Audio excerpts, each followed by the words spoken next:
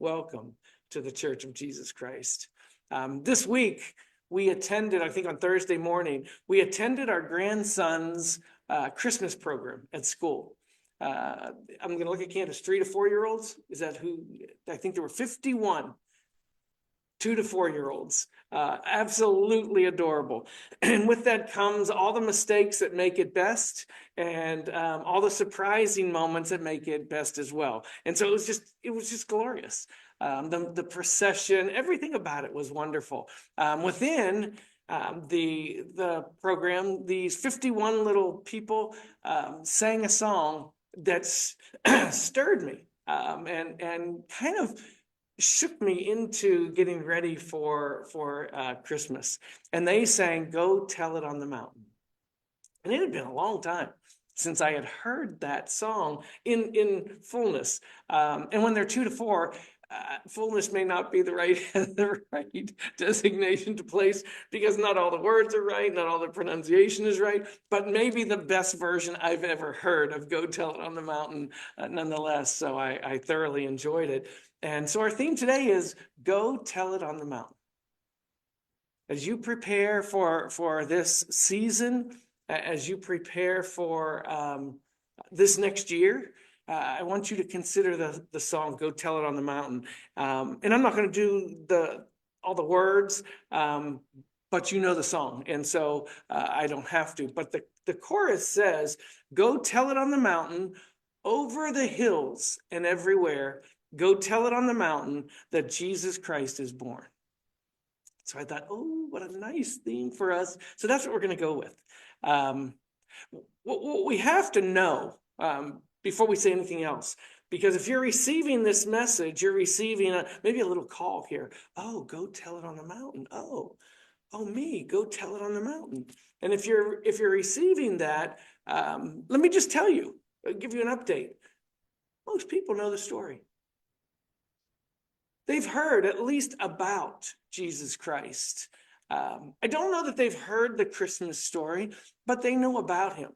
And I don't necessarily know that or believe that they know it correctly. I don't necessarily believe that they have felt the story of Jesus Christ, but I think they know. Just like you know of other people's beliefs, you know of Buddha, you know of, and I can go through and name others. So do they know about Jesus Christ. And so "Go Tell It on the Mountain" in 2024 may feel less impactful than it may have been in the time of Jesus Christ, especially. We've done a study, and we're in the midst of right in the heart of a study on Paul, who is bringing together two people, those who believe in Jesus Christ and those who don't. And that's his outreach. And so in his time, there was a newness to it, a freshness to it. That may or may not be today. That doesn't mean that your words would fall on deaf ears or that they would not be fresh. But I just want you to know there's a difference. There's a little difference. And so even as the children sang "Go Tell It on the Mountain," and I heard it for the 417th time in my life probably, it still resonated within me. It still worked for me. So it will be for any of you. But I also want to give you a report. I want to give you a report of what it is out there. There is a decline in Christianity right now. I don't want to use the word significant, but I do want to use the word that it is acknowledged as a decline. And it's based on probably multiple things. I looked up as many as I could so that I didn't just take one snapshot of the reasons why. And I've put a few of those together. I don't know that I'm going to read all of them. But there is a reason that there has been a pull away and yeah, that's good enough. All of a sudden it sounds like a critique, and that's not what I'm intending. I'm just the reporter here. That's all. I'm just bringing the message to you. But the reasoning has been assessed to people are disenchanted. People are disillusioned. and they're disheartened in the church, the church globally. One of these reports, I don't want to say oddly, I want to say probably accurately called to the United States and Europe. And the only reason I found it odd is it didn't go into all of the Americas, because Christianity is strong on these continents here, North, South, and Central America. But one specific report said the United States and Europe, where Christianity rules. But most of these reports were international. So I want you to know that. And most of these answers were. But the disillusionment, the disenchantment, the disheartening was the first thing that I read on almost every report. Some of the reasons is there's a lack of trust in the church right now, in churches. When I say the church, I mean, again, globally, in Christianity. For many people, they noted that there have been scandals throughout, and that has caused pause and question marks. Also, they said that even organized religion has lost its luster to them because, and I want to read you these three phrases that were given as reasoning why. They said that some of these churches, or maybe that's all I'll say, some of these churches focus on ritual over relationship, focus on dogma over discipleship, focus on performance over presence. And so it feels to many people that it's more businesslike than an outreach. And so having said that, and I'm telling you, I have probably 20 other things, none of which I'm going to read to you now. But I did note that, no, I'm not going to note that. I'm only, just so you know, I'm editing myself so that no one thinks I'm making comments. I'd rather just read these and be careful of how I present these to you. I'm going to tell you a story so that we can relate to the report I just gave you. There's a decline, there's a disillusionment, and that's a sad report to hear this morning. As I bring you the message, go tell it on the mountain. What an odd first comment to make. But there's this great story we tell on the sales side of things. And so when I first arrived at this in Kentucky, I was in charge of 20 advisors, financial advisors. And I was told none of them are good in sales. And I asked, so what is their primary job in these bank centers? It's to sell. Oh, that's my job. Now you're telling me I'm not just training, I'm teaching from ground up. That's it, from the ground up. So I found a story, a great story, and I have used it too many times, but I'm going to share it with you.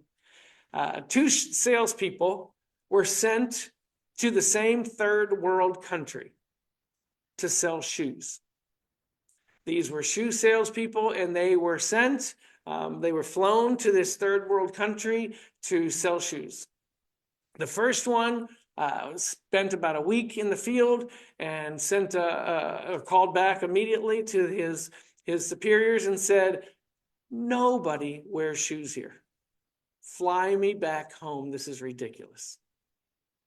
The second one came in a few days after that and said, you're not going to believe what I found. Nobody has shoes here. Send me as many shoes as you can get. Everyone's going to buy shoes. So there's two ways to see everything. Now we can see this decline and send a note back to the head boss and say, get me out of here. No one's hearing anything I'm saying about Jesus Christ.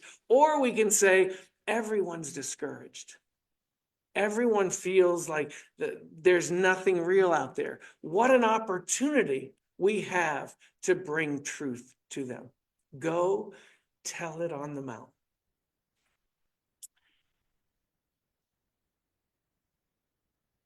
We have a strategy that we teach in high school football, probably throughout football, every level. But we really focus in on it in high school because skills are starting to develop and kids are starting to really become great athletes. And it's called high pointing the ball. I'm going to say it again, high pointing the ball. What that means is whether you're playing offense or defense, when there's a pass, you want to catch it at its highest point near you. And so we teach our young people to high point the ball. If they're defending against the receiver, they want to out jump the receiver to the ball and pull it down. If they're the receiver, they want to out jump the defender and get it at its highest point. He who jumps highest finds victory. Our theme is go tell it on the mountain. He who gets highest will be the victor. Now, is that mountain literal? Maybe. We know that when Jesus Christ began his walk, began his ministering, his first sermon was on a mountain. He literally went and told it on the mountain. And so, yes, it could be literal. We read other stories of people who spoke from high points, which means in order to hear them, you have to get higher. There's so much symbolism in this. And so the message is coming from on high. So in order to hear that, you have to raise up. On a daily basis, as I was strolling the house this morning, praying about the service and trying to make my connection with God, I found myself in that thought, and that's why I'm sharing that with you now. I have to get higher. At one point, I had gone down the stairs into my basement, gone around the corner into my office in the back, and I thought, oh, I'm at my lowest point, and yet I'm trying to reach my highest point. So I know this, it's not always literal. We can high point the ball. We can high point our relationship with God. We can high point our relationship with others without it being literal, just figuratively, just spiritually, finding that high point. So go tell it on the mountain may not be literal. I don't want anyone to hear that and say, I live in Florida. We don't have mountains in Florida. Well, close this Zoom meeting up. Let's leave. There is no mountains in Florida. This obviously isn't for me. It is for you. It is for anybody. It is for everybody. And remember what the song says. Go tell it on the mountain, over the hills and everywhere. So even in the song, there's a little shift. It's not just on the mountain. That's just the beautiful symbolism of this song. It's anywhere, everywhere. I don't know if you've had this experience. And it can happen in a moment. You start to talk to someone and something shifts. Either they say something that triggers, or you are feeling just really good about where your relationship is with God, and he comes into the conversation. And you know in that moment, in the produce section of Publix or of Kroger, you're on the mountain.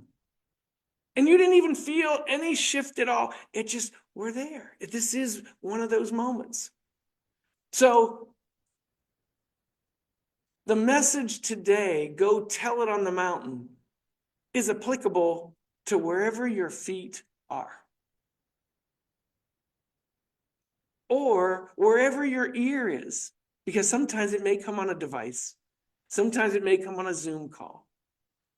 Sometimes it may come in a phone call with a family member, with a neighbor. Sometimes it may come over the back fence. I forget the name of the show with Tim Allen, but he used to talk to someone over the back fence. Sometimes it may come at the oddest times, and the shift just happens. And you're on the mountain in that moment. I was thinking about all of this, I guess, is probably the best way to say what I want to say now. But I was thinking about the children. They're singing this beautiful song, Go Tell It on the Mountain.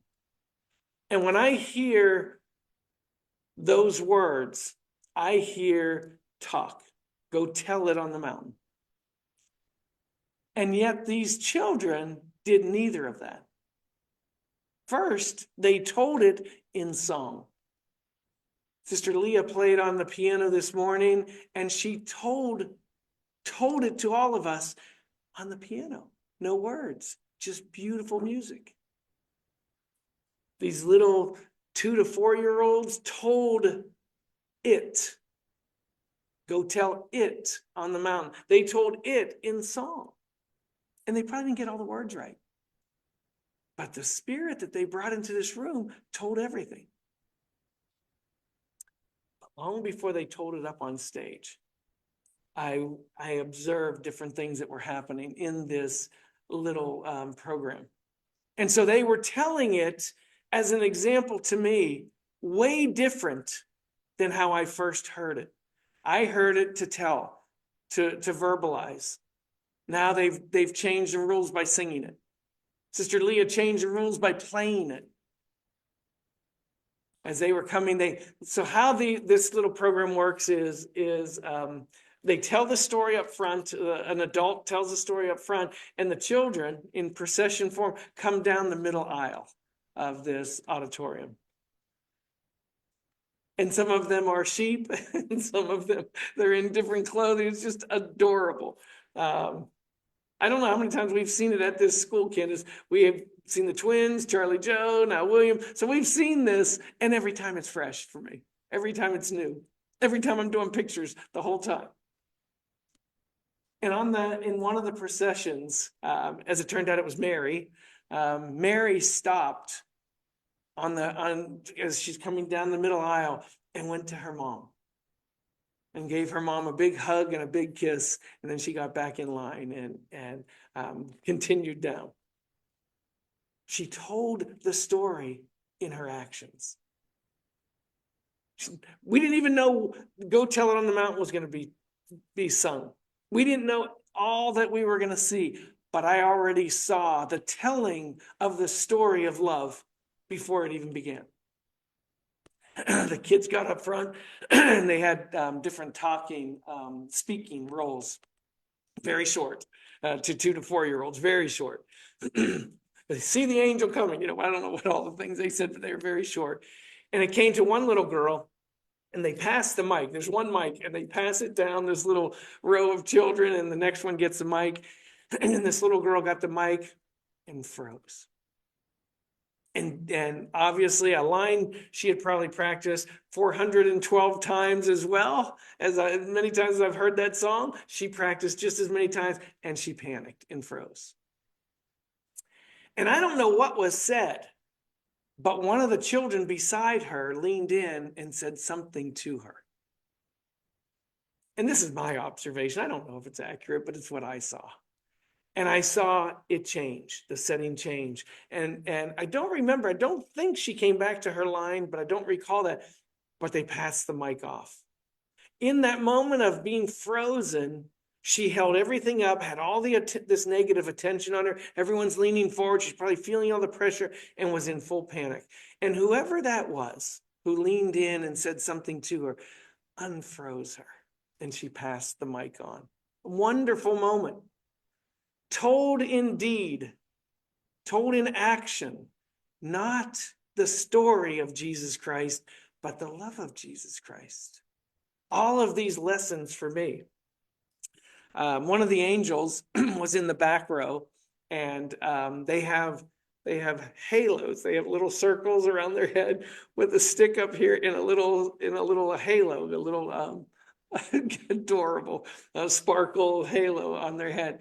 And this one looked like a doctor with the lens, because the halo kept falling in front of her face, and she had this halo straight, and she's looking through that. And I saw a teacher fix it twice, as she should. That's her job, and she did that. And I'm saying that because I'm not giving her credit for good works, which is terrible.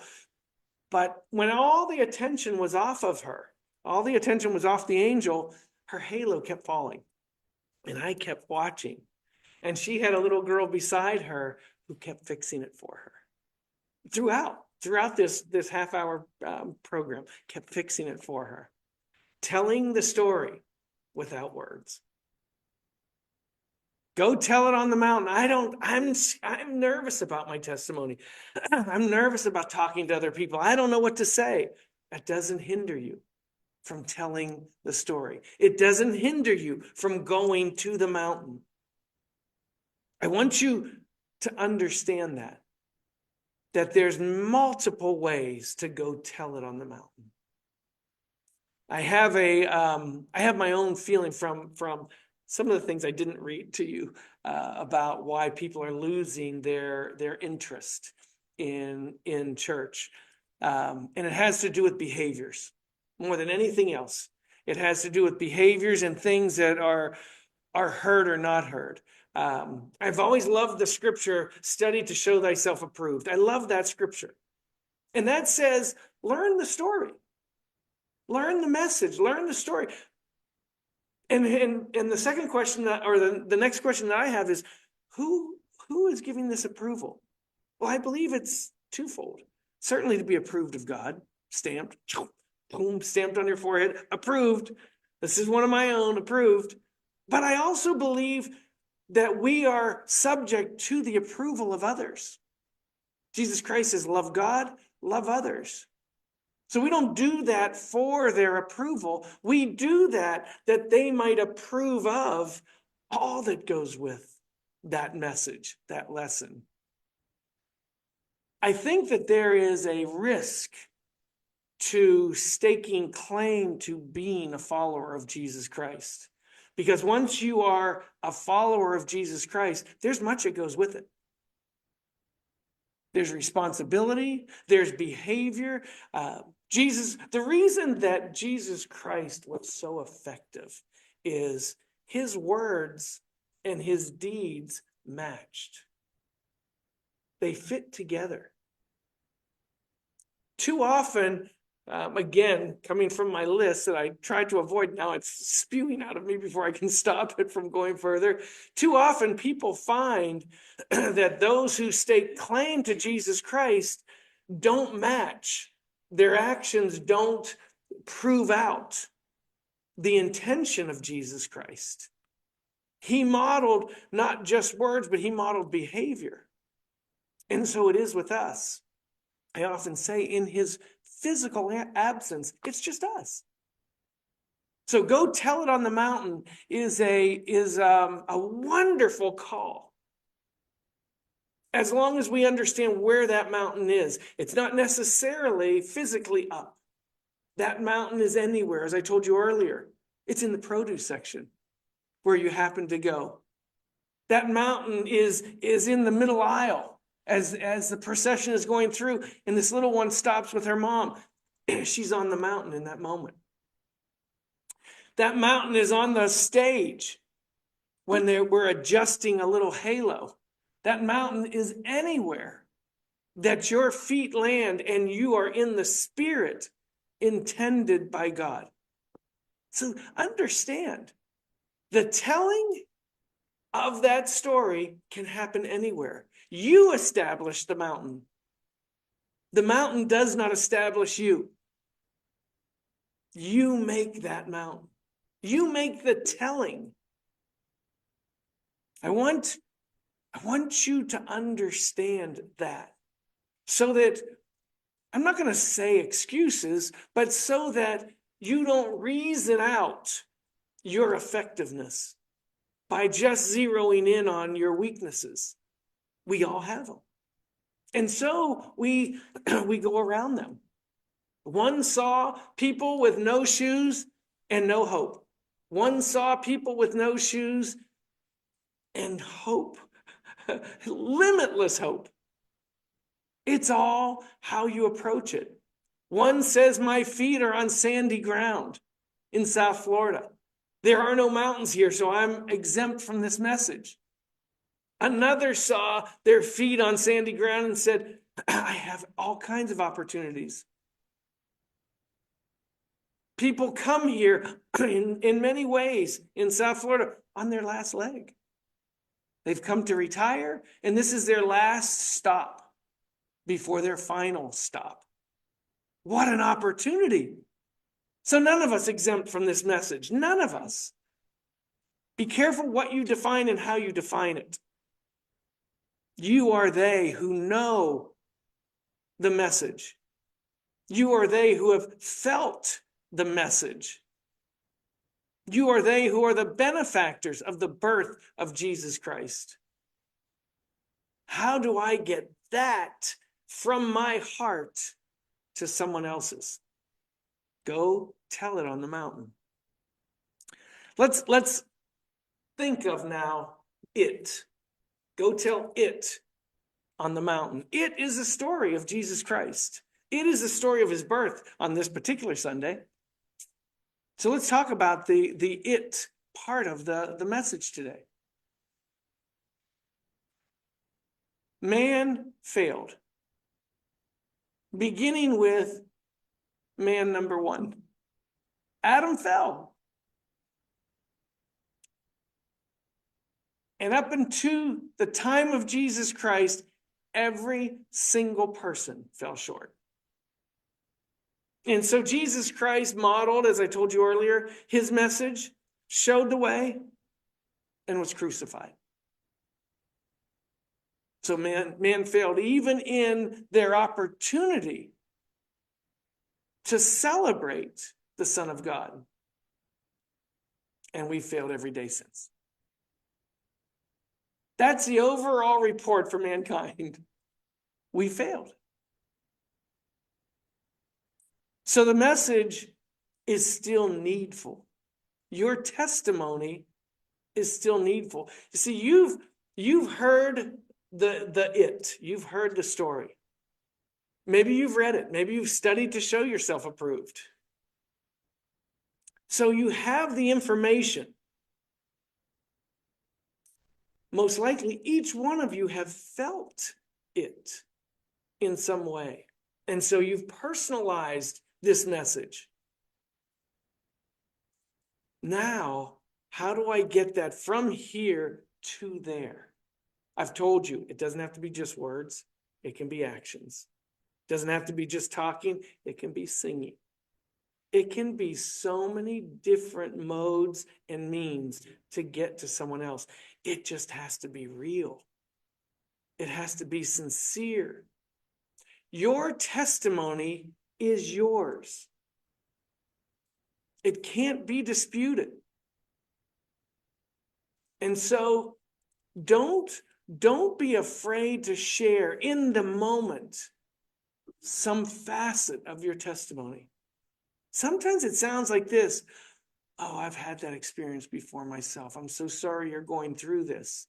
And then you launch into however you got through that, through the Lord. Go tell it on the mountain. I'm going to read from, for our service this morning, I'm going to read from probably one of mine, not my favorite, but probably one of my favorite chapters that captures the story of Jesus Christ. It speaks to what I believe are some of the first to go tell it on the mountain. Okay? I'm going to go to Luke, the 2nd chapter. I'm going to read 5 verses or so, but I'm going to hone in on one verse in particular. And I'll identify it after I finish. And while they were there, the days were accomplished that she, Mary, should be delivered. And she brought forth her firstborn son, and wrapped him in swaddling clothes, and laid him in a manger, because there was no room for them in the inn. Pause, asterisk, side note. If you have not done some type of historical study, even if it's on documentaries and not reading, it's worth trying to at least pursue where that manger was, what that manger was. I've seen the manger because I've driven my street at Christmas time. You've all seen the manger outside of your neighbor's house or maybe outside your own home. You've seen the manger. It seems to be built of wood and straw, and they all look alike. I am stunned to find the accounts of what that manger may have looked like, because it was burned in my brain that the manger had Joseph, Mary, the baby in swaddling in the middle, with 2 sheep on one side, a cow on this side, the 3 wise men. I've seen the manger in the yard, and I'm telling you, it's worth a study into what that manger truly looked like. And I say that because from some accounts, it was the barest of bare of bare. And the Son of God was born in some accounts, a cave, when royalty is born into gold and in palaces and servants everywhere. But the Son of God was born in a manger. So reading that again, at least the end to get us tied to it, and wrapped him in swaddling clothes and laid him in a manger, because there was no room for them in the inn. There were in the same country, now he's shifting, Luke is shifting in his writing. There were in the same country shepherds abiding in the field, keeping watch over their flock by night. Pause, asterisk. I've been taking snapshots online and saving them, and I send them out to my children almost daily. And themed under in the tumultuous times that we live in, sometimes it's hard to find beauty. And so I've been sending these pictures out to them under the title, Find the Beauty. And sometimes it takes a search. Sometimes the beauty's not in front of us. Well, some of these pictures are in Sister Betty's backyard in Arizona or New Mexico, in that part of the world, in deserts. And they're night shots. And so when I read this, I see that. So they're in some desolate area, these shepherds, with their flock, with nothing but sky above them. In my mind, I'm not telling you I'm giving you an accurate depiction, but it's what I see. So as I read this, I see nothing but sky and earth. There's not a part of my world that I can see that in a normal day. The sky is hindered by trees in my backyard. The sky is hindered and blocked by trees in my front yard. And if I go to my neighbor next door, the same phenomenon. Now, I may find pieces of the sky, parts of the sky, but I'm seeing these shepherds, and it's nothing but sky. I think it's Montana that is called Big Sky. And that's what I'm seeing, big sky. And I hope you'll see that, at least to humor me in this moment, so that we get the full effect of what happens here. There were in the same country shepherds abiding in the field, keeping watch over their flock by night. Lo, the angel of the Lord. Asterisk, pause. What does that mean? What? The angel of the Lord. I have a feeling each of us see that angel different. I see a little angel with a halo tipping. I got to get past this 4-year-old from the presentation I just saw and see an angel. But they're out in this field, and an angel of the Lord appears. I've told you my experience one time in my living room in South Florida. I was praying, and I was reading and studying, and in a moment, it felt like there was something else in the room. And in this moment, I was looking down and reading the Word of God, and I felt a presence. And I refused to lift my eyes up. I've worked way too hard to try to understand what caused that. Did I feel unworthy? Was I afraid? I don't know any of that. But I wouldn't lift my eyes up because I did not know if there was a presence in the room. And I did not feel threatened by the presence. It felt like a glorious presence of some sort. And maybe I would have seen a vision. I don't know. I don't want to get too grandiose here. It may have just been a feeling, but my point is, I understand where this story goes. That's my point. So let's read on. I'm reading it again. I'm so sorry because I keep interrupting myself. Lo, the angel of the Lord came upon them. Instantly is how I read that. And the glory of the Lord shone round about them. Can you imagine this? And if the answer is no, I want you to get it to a yes. I want you to imagine this. They're out with their flocks. An angel comes upon them, and the glory of God shines on them, round about them specifically. And they were, for me, understandable, they were sore afraid. What is this?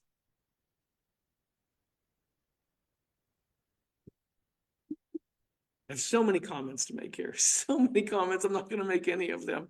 I'll just tell you, if you ever want to talk about some of the crazy TV shows I've watched in my life, one of them is Ancient Aliens, who have a completely different experience than we have. They take the Bible apart and say that it's filled with heavenly beings that aren't God sent, just heavenly beings. So when it says they're sore afraid, I do want to defend my shepherd friends in this moment and say, what did they think it was? They're seeing something they had never seen before. My poor children grew up with a phrase that I used to say when we were on trips, or if I even took a different route home on a side street, I would say to them, kids, open your eyes. Your eyes are seeing things they've never seen before. That's what's happening to these shepherds. They're seeing something they'd never seen before. The angel of God was sitting in front of them. And then the light just shone upon them, round about them, I think is how it says. And their reaction, they were afraid. And the angel said unto them, fear not, for behold, I bring you good tidings of great joy, which shall be to all people. For unto you, let me read that again to you, so that you take that pronoun you and you personalize it. It's not just for the shepherds, it's for each one of you. For unto you is born this day in the city of David a Savior, which is Christ the Lord. This shall be a sign, listen to this, unto you. You. You is not the shepherd. You is you. I want you to personalize what's being said. Unto you is born this day. Unto you this sign is given. You shall find the babe wrapped. And this is the confirmation he's saying to them. Here's the sign. Now go discover this sign. You'll find the babe wrapped in swaddling clothes, lying in a manger. And suddenly, as a confirmation, think of the drama. And when I say drama, I mean like to a presentation drama. I mean to someone orchestrating this. Someone is directing this and producing this production. I want you to think of God painting this glorious picture and this choir all together to announce the birth of his son. Reading on. And suddenly there was with the angel a multitude of the heavenly host, praising God and saying, glory to God in the highest, and on earth peace, goodwill toward men. This was all that they waited for. This was the birth of the Son of God. And the heavens opened and the choirs rang out. You talk about go tell it on the mountain. They are telling it on the mountain. The following is all inference on my part. I want to make sure I say that. How do we have this story? These were shepherds out in a field. How do we have this story? They must have told this on the mountain somewhere. These shepherds lived out our message today. Go tell it on the mountain. They did. They created their mountain in the moment, and they told this story. You should have seen what we witnessed. A sign sent to us, and for you. Let us tell you what we saw. Go tell it on the mountain. Now, let me give you a hint about that. Not everyone they told believed. Luke believed because he wrote it. Luke bought in. The followers of Jesus Christ bought in, but not everyone has bought in. You see, we have to go and tell it on the mountain without a fear of followers or non-followers, believers or non-believers, converts or non-converts. We have to just tell it. And we tell it by stopping and hugging someone, like the little girl did. We tell it by rubbing someone on the back and saying, I understand, like the little girl did for the girl who couldn't remember, like the little girl who couldn't remember her part. We tell it by adjusting the halos on each other's heads. We tell it by comforting someone or sharing something with someone in the store or across the fence or in your family in the middle of crisis.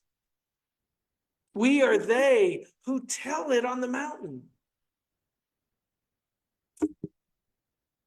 The words of this song are very elementary. It speaks to the story of Jesus Christ, the birth of Christ, but it speaks to everything. The birth of Jesus Christ was trumpeted by this choir from heaven because they had waited and waited and waited for this moment, not for a week. I married Brother Jim's Miller, who's usually with us. I'm assuming he's live and in person, as I'm assuming Sister Jennifer is as well in her branch in Pennsylvania. I'm assuming they're away. Oh, she's on? Oh, okay. I want you to understand something. That these messages come by way of your testimonies, in your moments, in your places, to share in a moment. I was telling you, Brother Jim's granddaughter had a baby this week on Wednesday. Brother Jim told us last Sunday, I don't know if you remember, if you stayed on a little extra, he said, Haley's going to have her baby on Wednesday. So for 4 days we waiting to get the pictures, somehow waiting to get the text, which we got and we celebrated. The angels of God waited forever. They had waited as long as they existed for this moment. So when they sang out praise to God, it was a song that had been in their hearts for centuries.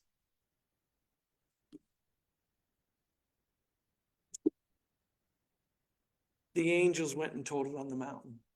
The angel went and told it on the mountain. The shepherds went and told it on the mountain.